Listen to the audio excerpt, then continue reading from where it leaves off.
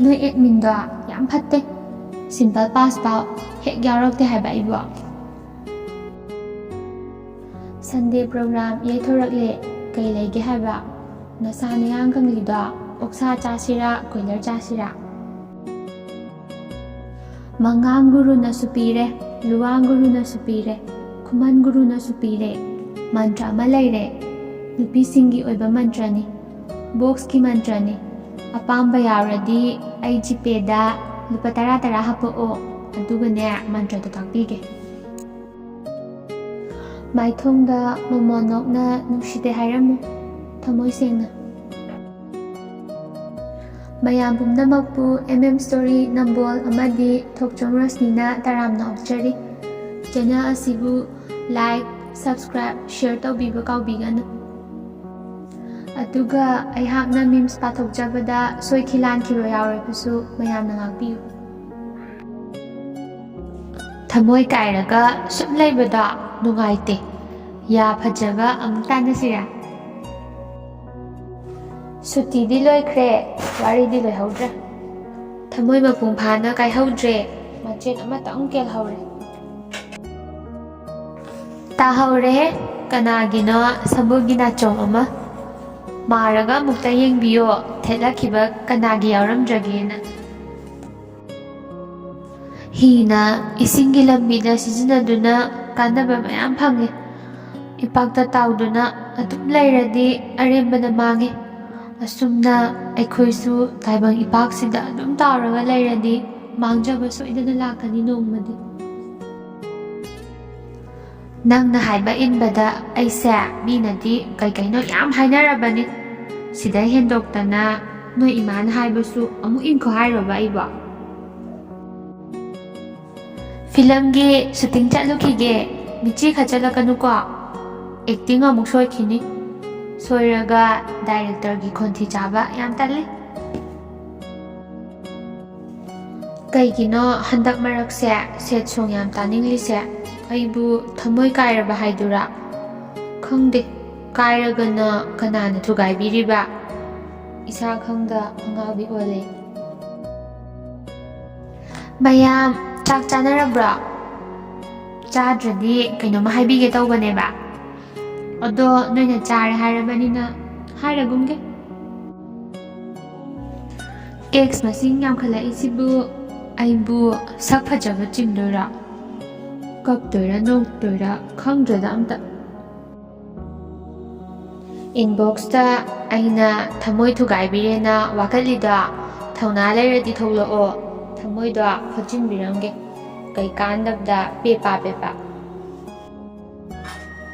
Mamal tanglaba khongjida khongi laitengi damakne. Adubu ahongba bindi tudi laibakta laiteng oina ngalaga mayam pumba puchingsili. Nang aigi wari se kanada sulithok laroi. Ningsingdaba sutam lage kairaba thamoy se tapna mayol chonghalage. Adubu mitmam sida nang di dum leptuna lairi. Tasena otke khankrabara. Nahakna hanjin aibu otlibasa kaigino. Atanba haibasa lairaba oiraknabagi achauba maram amane. Kudam haibu aina lairaba oirisini.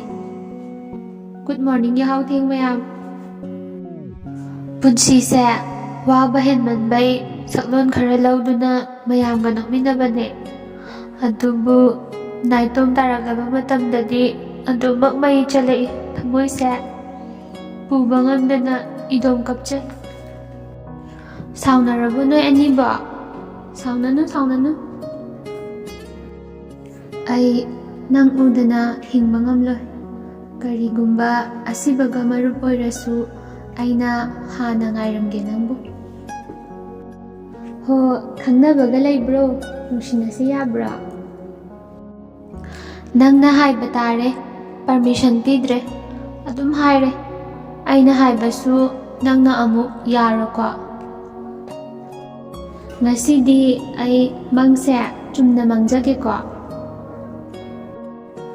Numit lairambana thasu lairambani, anganba lairambana amambasu lairambani. Adubu ꯅꯪ ꯂꯩꯔꯝꯕꯅ ꯑꯩꯅ ꯅꯨꯡꯁꯤꯖꯕꯅꯤ. Phone ꯑꯅꯤ ꯄꯥꯏꯔꯝꯕ ꯅꯪꯅ phone ꯑꯃꯁꯤꯅ of ꯇꯧꯔꯒ ꯑꯃꯗꯁꯨ ꯅꯪꯒ ꯑꯃꯨꯛ ꯅꯨꯡꯁꯤꯅꯕ. ꯅꯪ ꯂꯩꯍꯧꯔꯣ, ꯑꯩ ꯂꯥꯛꯑꯔꯣꯏ. ꯃꯔꯨꯞ ꯃꯌꯥꯝ, ꯆꯥꯛ ꯆꯥꯅꯔꯕꯣ? ꯀꯩꯀꯩ ꯃꯊꯦꯜ ꯆꯥꯅꯔꯒꯦ? ꯊꯃꯣꯏꯁꯦ ꯑꯃꯨꯛ ꯅꯨꯡꯅ ꯊꯣꯝꯗꯨꯅ ꯀꯥꯏꯍꯜꯂꯛꯇꯣꯏꯔꯥ ꯅꯣꯏ ꯄꯩꯁꯥꯒ ꯌꯥꯝ ꯄꯨꯅꯔꯤꯗꯣ?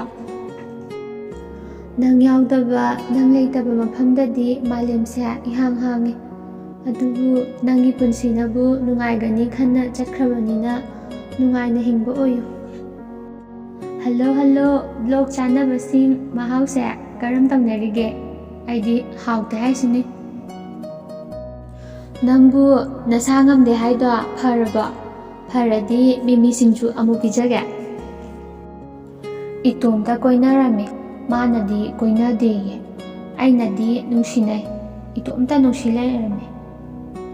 ꯅꯣꯏꯕꯨ ꯁꯤꯠꯀ ꯍꯥꯡꯂꯤꯕꯣ? ꯑꯩꯗꯤ ꯃꯤꯀꯞ ꯊꯣꯛꯂꯛꯇ ꯉꯥꯏꯔꯤ. Good morning. ꯅꯨꯡꯁꯤꯕ ꯑꯃꯗꯤ ꯌꯥꯎꯔꯦꯀꯣ. ꯑꯩ ꯀꯣꯛ ꯉꯥꯎꯔꯦ.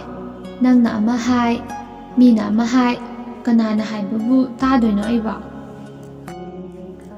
ꯏꯪꯂꯕ ꯏꯪꯊꯝꯊꯥꯁꯤꯁꯨ ꯂꯣꯏꯕ ꯅꯥꯏ, ꯁꯥꯔꯕ ꯀꯥꯂꯦꯟꯁꯨ ꯂꯣꯏꯕ ꯅꯥꯏ. ꯑꯀꯟꯕ ꯅꯣꯡꯂꯩ ꯅꯨꯡꯁꯤꯠꯁꯨ ꯂꯦꯞꯈꯤꯅꯤ, ꯆꯨꯔꯝꯕ ꯅꯣꯡꯖꯨꯁꯨ ꯍꯥꯡꯈꯤꯅꯤ. ꯑꯊꯦꯡꯕ ꯑꯍꯤꯡꯁꯨ ꯂꯣꯏꯗꯨꯅ ꯑꯉꯥꯟꯕ ꯑꯣꯏ. ꯑꯩꯅ ꯅꯪꯕꯨ ꯅꯨꯡꯁꯤꯕꯗꯤ ꯑꯇꯤꯌꯥꯗ ꯊꯣꯛꯂꯤꯕ ꯊꯋꯥꯟꯃꯤꯆꯥꯛꯅ ꯃꯁꯤꯡ ꯊꯤꯉꯝꯗꯕꯒꯨꯝ ꯄꯥꯛꯂꯕ ꯁꯃꯨꯗ꯭ꯔꯒꯤ ꯌꯦꯡꯂꯤꯈꯩ ꯄꯟꯈꯩ ꯅꯥꯏꯗꯕ ꯂꯩꯄꯥꯛꯀꯨꯝꯕꯅꯤ. ꯊꯥ 3ꯈꯛ ꯎꯅꯔꯨꯗꯕꯗ ꯅꯪ ꯅꯔꯨ ꯀꯣꯛꯄꯗ ꯅꯁꯝꯒ ꯂꯣꯏ ꯍꯧꯔꯝꯃꯦ. ꯅꯨꯡꯁꯤ ꯍꯥꯏꯔꯛꯂꯤꯁꯦ ꯌꯥꯊꯣꯛꯀꯦ. ꯃꯁꯛꯁꯨ ꯐꯖꯩ, ꯂꯥꯏꯔꯤꯛꯁꯨ ꯍꯩ, ꯊꯕꯛꯁꯨ ꯇꯧꯏ, ꯀꯩꯒꯤ ꯌꯥꯔꯣꯏꯗꯣꯏꯅꯣ? ꯅꯨꯡꯁꯤꯕꯕꯨ ꯍꯣꯡꯗꯣꯛ ꯍꯣꯡꯖꯤꯟ ꯌꯥꯕ꯭ꯔꯥꯅꯦ? ꯑꯩꯒꯤ ꯅꯨꯡꯁꯤꯕꯁꯦ ꯅꯪ ꯈꯛꯀꯤꯅꯤ. ꯃꯤꯡꯒꯤ ꯋꯥꯐꯝꯗ ꯀꯣꯛ ꯉꯥꯎꯕꯤꯔꯨꯅꯨ. ꯆꯥꯎꯕ ꯅꯨꯄꯥ ꯅꯨꯄꯤꯗ ꯑꯗꯨꯝ ꯀꯧꯅꯩ, ꯇꯣꯝꯕꯤꯁꯨ ꯑꯅꯤꯃꯛꯇ ꯑꯗꯨꯝ ꯀꯧꯏ, ꯅꯅꯥꯎꯁꯨ. ꯃꯦꯁꯦꯖꯇ ꯊꯥꯕꯤꯔꯨꯅꯨ, ꯊꯃꯣꯏꯗꯣ ꯀꯥꯏꯒꯤꯗꯅꯤ. ꯑꯗꯨꯝ ꯂꯩꯐꯝ ꯊꯣꯛꯄ ꯂꯩꯌꯨ.